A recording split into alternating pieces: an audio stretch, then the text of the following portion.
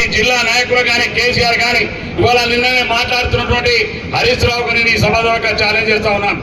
నువ్వు ఇరిగేషన్ శాఖ మంత్రిగా చేసినావు, మీ మామ ఇరిగేషన్ శాఖ మంత్రిగా చేసినారు.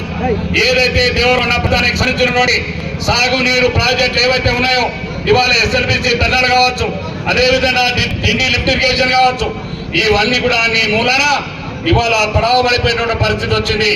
10 సంవత్సరాలు కనీసం 9 కిలోమీటర్లు ఉన్నటువంటి ఎస్ఎల్బిసి టన్నెల్ పూర్తి చేయలేకపోయినాం. డిండి లిఫ్ట్ ఇరిగేషన్ ని ఇవాళ పూర్తి చేస్తుంటే ఇవాళ కనీసం మంచినీటికి ఎదురువారుతున్నటువంటి దేవరకొండ ప్రాంతంలో ఇవాళ నీళ్లకు తాగలేనటువంటి పరిస్థితి తీసుకొచ్చింది మీ కేసీఆర్ హరీష్ రావు కాదా అని చెప్పి మరొకసారి మీకు ఈ సందర్భంగా మనం చేస్తున్నాం.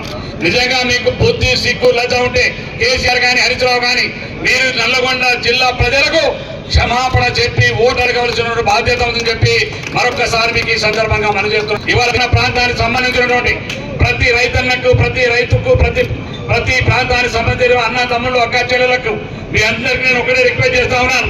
ఈ ఎన్నికలు దేశానికి సంబంధించిన ఎన్నికలు, ఈ దేశంలో ప్రధానమంత్రిని ఎన్నుకునేటువంటి ఎన్నికలు. అలా రాహుల్ గాంధీ కావాలా ఇవాళ నరేంద్ర మోడీ కావాలా జరిగేటువంటి ఎన్నికలు. కానీ కేసీఆర్ కు ఈ ఎన్నికలతో సంబంధం లేదు. మనం 2వ 1వ సీటు గెలిపితే అది నరేంద్ర మోడీని అమ్ముకోవడానికి బిడ్డను జైలు నుంచి ఎడిపించుకోవడానికి పనికొస్తుంది తప్ప ఈ దేశానికి కానీ మన రాష్ట్రానికి కానీ నయా పైసా ఉపయోగం లేదని చెప్పి మరొకసారి మీకు ఈ సందర్భంగా మనం చెప్తున్నాం.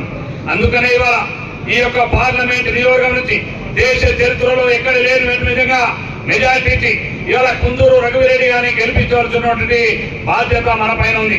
చాలా మంది టీఆర్ఎస్ పార్టీ గెలవగలుగుతున్నారు. మీరు ఇంకా కేవలం 13వ తారీఖు దాకా ఓట్ల లెక్క చూడని 4వ తారీఖు తర్వాత ఈ రాష్ట్రంలో టీఆర్ఎస్ పార్టీ కనుమరుగవుతుంది.